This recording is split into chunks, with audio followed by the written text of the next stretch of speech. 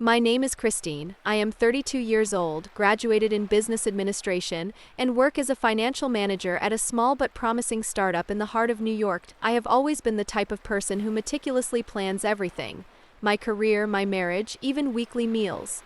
I am 32 years old, graduated in business administration, and work as a financial manager at a small but promising startup in the heart of New York. I have always been the type of person who meticulously plans everything: my career, my marriage, even weekly meals. 5 years ago, I met Andrew at a corporate event.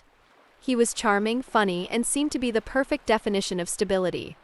He worked as a financial consultant, had an apartment on the Upper East Side, and fluently spoke about investments and economics, topics that fascinated me. Our relationship blossomed quickly. In less than a year, we were married, and 2 years after that, we bought our first house together, a modest property in Queens. In the first months of our marriage, everything seemed perfect. Andrew was attentive, always present at important times, and dedicated to our shared future. I remember our nightly conversations, sitting on the porch of our house, outlining plans for the future. We wanted to have children, buy a bigger house, travel the world. All of this seemed so real, so tangible. I trusted him blindly, believing that we had built something solid and lasting. However, over time, I began to notice some subtle changes. Andrew became more distant, his prolonged absences more frequent. He justified it by saying he was working on important projects, but there was something in his eyes that didn't match his words. His clothes started to smell of strange perfume, and when I questioned him, he just smiled and said it was new cologne. I tried to ignore the signs. Maybe it was paranoia on my part. After all, we had built so much together. It was impossible to imagine that he could betray me so blatantly.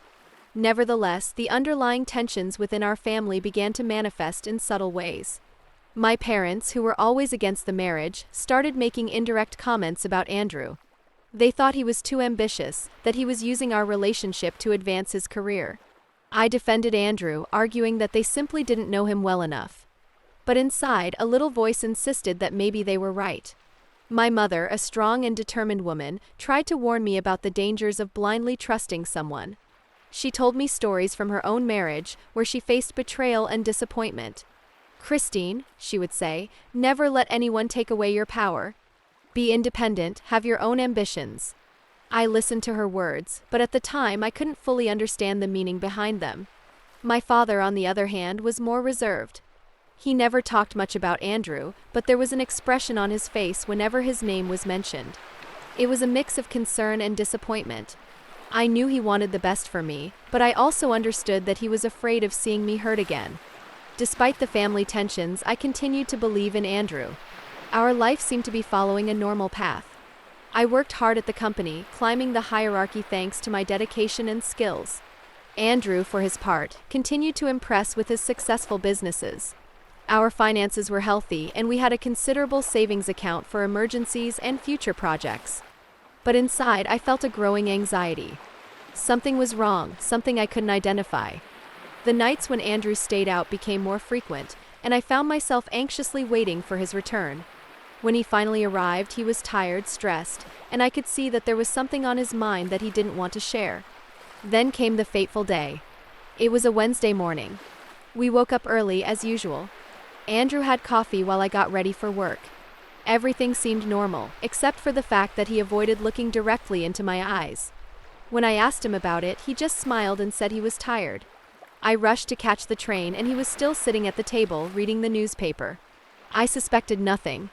But when I returned home that night, everything had changed. The front door was ajar. I entered calling for Andrew, but silence was the only response. On the kitchen counter, I found a note pinned to the refrigerator with an apple-shaped magnet. It was short and direct. "Christine, I'm sorry, but I can't keep living this lie. I took the money from the joint account because I need to start over. Don't look for me. Andrew." My hands trembled as I held that piece of paper. It felt like a punch to the stomach.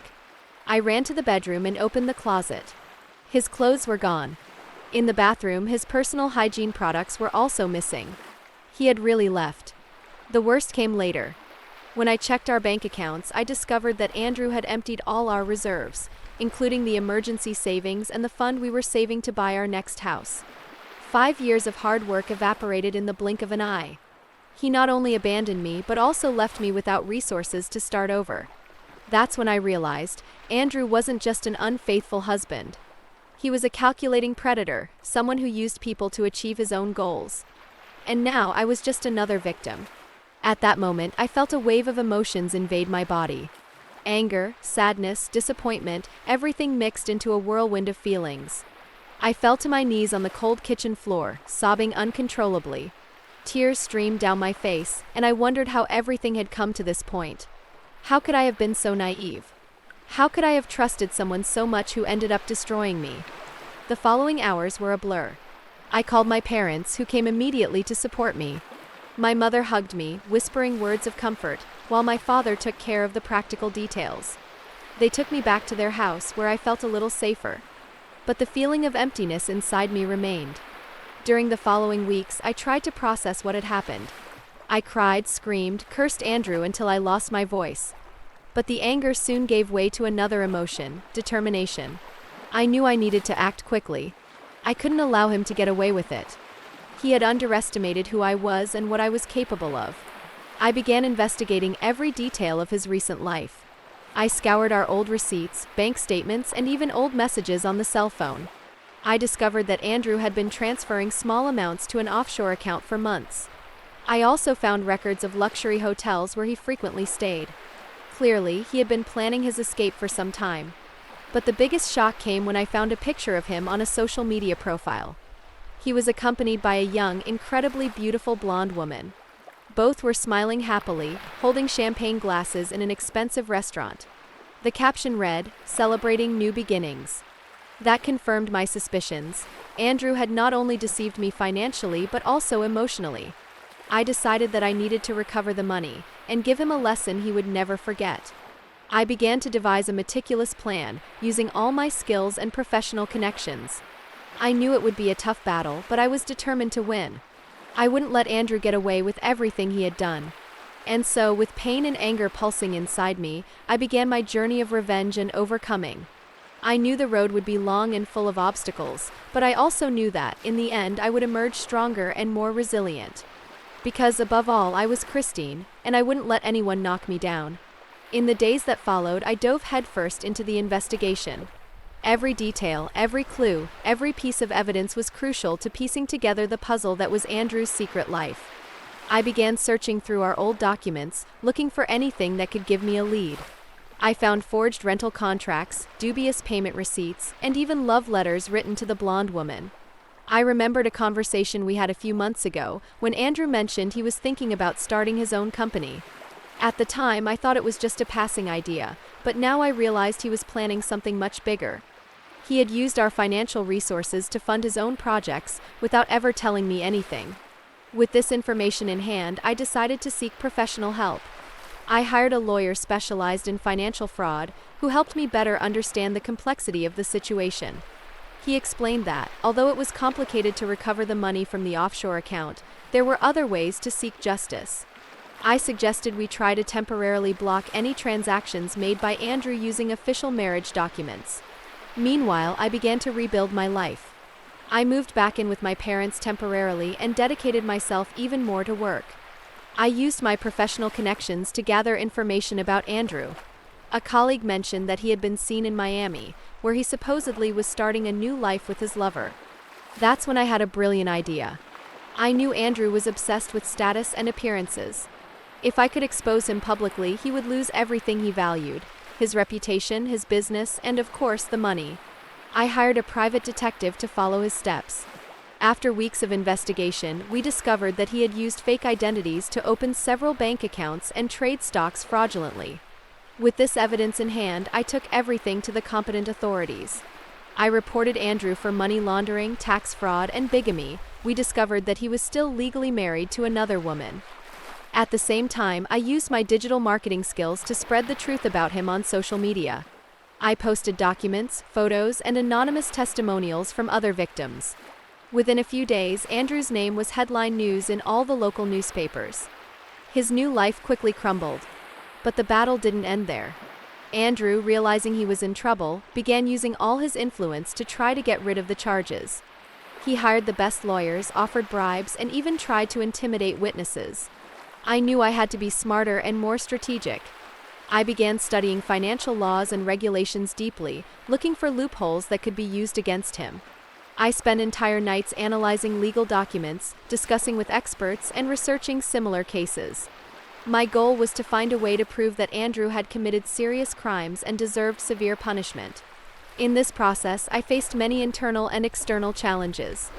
There were moments when I felt like I was losing control, that everything was crumbling around me. But whenever these thoughts arose, I reminded myself of how much Andrew had hurt me and the need to seek justice. This motivation kept me firm, giving me strength to keep fighting. I also had to deal with the emotional consequences of this battle. Nights were marked by insomnia, days by exhaustion. Sometimes I felt alone, isolated from the world. But even in those difficult times, I found support in my family and friends. They were always there to support me, to remind me that I was stronger than I imagined. As the investigation progressed, figures of authority began to turn against me. My parents, initially concerned about my safety, started questioning my decisions. They feared I was putting my life at risk, that I was going too far. But I knew I couldn't stop now. I had to go all the way, no matter the cost. One day, I received a call from a stranger. He introduced himself as a friend of Andrew and warned me that I was in danger. He said that Andrew had powerful contacts and wouldn't hesitate to harm me. I was scared, but I didn't let it shake me. I decided to increase my security, hiring a bodyguard and taking extra precautions. This threat made me realize that I was dealing with dangerous people who wouldn't hesitate to use any means to achieve their goals. But at the same time, it strengthened me even more. I knew I couldn't let fear dominate me. I had to be smarter, more cunning. And so, I continued my journey, facing each obstacle with determination and courage. I knew the road would be long and full of twists and turns, but I also knew that, in the end, I would emerge victorious. Because, above all, I was Christine, and I wouldn't let anyone knock me down. As the investigation progressed, I began to realize that I was gaining ground. The evidence against Andrew was piling up, and the authorities were beginning to take concrete actions. I received news that several of his bank accounts had been frozen, and that he was being closely monitored. This gave me a sense of power, of control. Finally, I was seeing concrete results from my efforts. But I knew there was still much work to be done. Andrew wouldn't give up easily. He was a cunning man with many connections and resources. I needed to be even more strategic, even smarter. I decided to focus on two main fronts: public exposure and the legal pursuit of recovering the money. On the public front, I continued to use social media to denounce his fraudulent actions. I posted videos, articles, and interviews with experts, creating a clear and compelling narrative about what had happened. People began to pay attention, to share my story. Soon, Andrew became a symbol of betrayal and corruption, a despised figure in society. On the legal front, I worked tirelessly with my lawyer to build a solid case. We analyzed every document, every piece of evidence, looking for weak points that could be exploited. We spent hours in meetings, discussing strategies and planning moves. My lawyer was an experienced man, with years of experience in complex cases. He taught me a lot about the legal system, about how things worked behind the scenes. One of the most surprising twists came when we discovered that Andrew had made a grave mistake. He had signed a contract with an international company, using forged documents. This opened a legal loophole that could be exploited. My lawyer saw the opportunity and acted quickly, filing a formal complaint against Andrew. The international company, upon learning of the fraud, decided to cooperate with the authorities, providing more evidence against him. Another twist came when a key witness decided to collaborate with the investigation. It was a former colleague of Andrew's who had been a victim of his manipulations. He was willing to tell everything he knew as long as he was protected. I accepted the condition and worked with the authorities to ensure his safety. The information he provided was crucial, revealing specific details about Andrew's fraudulent operations. With all these pieces falling into place, I began to see the light at the end of the tunnel. I knew I was on the right path, that I was about to reach my goal.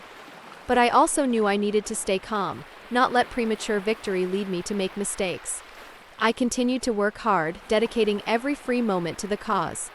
Even when I was exhausted, when I felt like I couldn't take it anymore, I found the strength to continue. I knew I was doing this not only for myself but for all the other victims of Andrew. I wanted to show that justice could be achieved, that people could unite to fight corruption. And so, with each step, with each victory, I built my strategy. I used all my intelligence, all my preparation, and all available resources to turn the situation in my favor. I knew I was on the right path, that I was about to reach my goal. But I also knew I needed to stay calm, not let premature victory lead me to make mistakes. Finally, after months of hard work, the day of the trial arrived. The courtroom was packed with journalists, spectators, and authorities present. I was nervous, but also confident. I knew I had done everything I could, that I was ready to face Andrew face to face. The trial was intense, dramatic, and full of twists. Witnesses were heard, evidence was presented, arguments were debated. There were moments when I thought everything might collapse, that Andrew might escape. But in the end, the truth prevailed. The evidence was irrefutable, and the judge had no choice but to convict Andrew for the crimes committed. It was a moment of triumph, of accomplishment. I saw Andrew being taken away in handcuffs, saw his arrogance transform into humiliation. I knew I had achieved my revenge, that I had given him the lesson he deserved. But at the same time, I felt a sense of emptiness. Everything I had been through, everything I had sacrificed, was it worth it? Or was there a price to pay for this victory? When I finally received the news that Andrew had been arrested, I felt a mixture of relief and emptiness. On one hand, I had achieved my revenge. On the other, I realized that nothing could erase the pain he had caused. Still, seeing justice served brought a sense of peace. The courts ordered that the stolen money be returned in full. I received a check a few months later, but I opted to donate half of the amount to organizations that helped women victims of financial abuse. I wanted to transform that tragedy into something positive. But the emotional impact of the victory was profound. Throughout this process, I lost friends, distanced myself from family, and sacrificed precious moments of my own life. I learned that the pursuit of revenge can consume who we are, but it can also strengthen us. There were moments when I felt like I was losing control, that everything was crumbling around me. But whenever these thoughts arose, I reminded myself of how much Andrew had hurt me and the need to seek justice. This motivation kept me firm, giving me strength to keep fighting. Now, looking back, I realize that this journey has profoundly transformed me. I am no longer the same person I was before. The pain, the anger, the determination, all of this shaped me into someone stronger, more resilient. I learned to trust myself, not to depend on anyone to be happy. I understood that true power comes from within, that it doesn't depend on relationships or external circumstances. But I also learned that revenge has a cost. I lost a lot in this process, sacrificed a lot. There are moments when I miss the life we had before, the innocence that existed in our relationship. But I know I can't go back, I can't change the past. What I can do is learn from the lessons, move forward. And so, with each step, with each victory, I built my strategy. I used all my intelligence, all my preparation, and all available resources to turn the situation in my favor. I knew I was on the right path, that I was about to reach my goal. But I also knew I needed to stay calm, not let premature victory lead me to make mistakes. Finally, after months of hard work, the day of the trial arrived. The courtroom was packed with journalists, spectators, and authorities present. I was nervous, but also confident. I knew I had done everything I could, that I was ready to face Andrew face to face. The trial was intense, dramatic, and full of twists. Witnesses were heard, evidence was presented, arguments were debated. There were moments when I thought everything might collapse, that Andrew might escape. But in the end, the truth prevailed.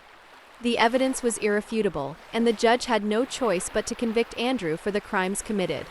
It was a moment of triumph, of accomplishment. I saw Andrew being taken away in handcuffs, saw his arrogance transform into humiliation. I knew I had achieved my revenge, that I had given him the lesson he deserved. But at the same time, I felt a sense of emptiness. Everything I had been through, everything I had sacrificed, was it worth it? Or was there a price to pay for this victory? Today, 3 years after the incident, my life is completely different. I left the startup where I worked and founded my own financial consulting company focused on women. I help others regain control of their lives and finances after traumatic experiences. I learned that true power doesn't come from defeating others, but from overcoming oneself. Andrew tried to destroy me, but he ended up shaping me into someone stronger, more resilient, and more compassionate. Sometimes I think about him. I imagine what life must be like in prison, far from all the glamour he cherished so much. But these thoughts are rare. I prefer to focus on the present and the future. I built something meaningful from the ashes of my past, and that's what really matters. If there's one lesson I took from this story, it's this: never underestimate the power of a betrayed woman. She may lose everything, but she never loses the ability to rise again. And so, with each step, with each victory, I built my strategy. I used all my intelligence, all my preparation, and all available resources to turn the situation in my favor. I knew I was on the right path, that I was about to reach my goal. But I also knew I needed to stay calm, not let premature victory lead me to make mistakes. Finally, after months of hard work, the day of the trial arrived. The courtroom was packed with journalists, spectators, and authorities present. I was nervous, but also confident. I knew I had done everything I could, that I was ready to face Andrew face to face. The trial was intense, dramatic, and full of twists. Witnesses were heard, evidence was presented, arguments were debated. There were moments when I thought everything might collapse, that Andrew might escape. But in the end, the truth prevailed. The evidence was irrefutable, and the judge had no choice but to convict Andrew for the crimes committed. It was a moment of triumph, of accomplishment. I saw Andrew being taken away in handcuffs, saw his arrogance transform into humiliation. I knew I had achieved my revenge, that I had given him the lesson he deserved. But at the same time, I felt a sense of emptiness. Everything I had been through, everything I had sacrificed, was it worth it? Or was there a price to pay for this victory?